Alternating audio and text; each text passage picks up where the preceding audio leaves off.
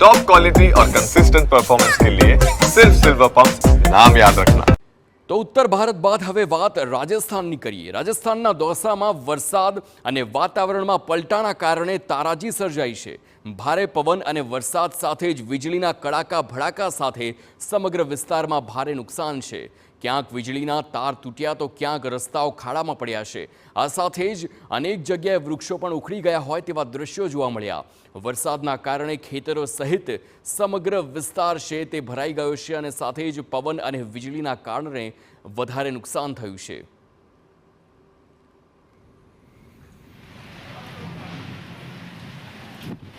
વીજળીના દ્રશ્યો જોઈ શકાય છે। કેટલી ગંભીર પ્રકારમાં વીજળી પડી રહી છે।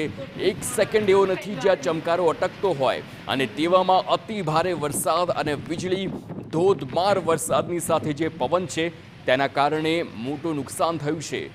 વાહનો અને તેમાં પણ ખાસ કરીને જે રસ્તાઓ છે તેમાં મોટા પાયે નુકસાન થયું છે। રસ્તાઓ તૂટી ગયા છે। બિસ્માર થવાની વાત તો દૂર, પરંતુ અહીં આખા રસ્તા જ તૂટી ગયા હોય તેવા દ્રશ્યો જોવા મળ્યા।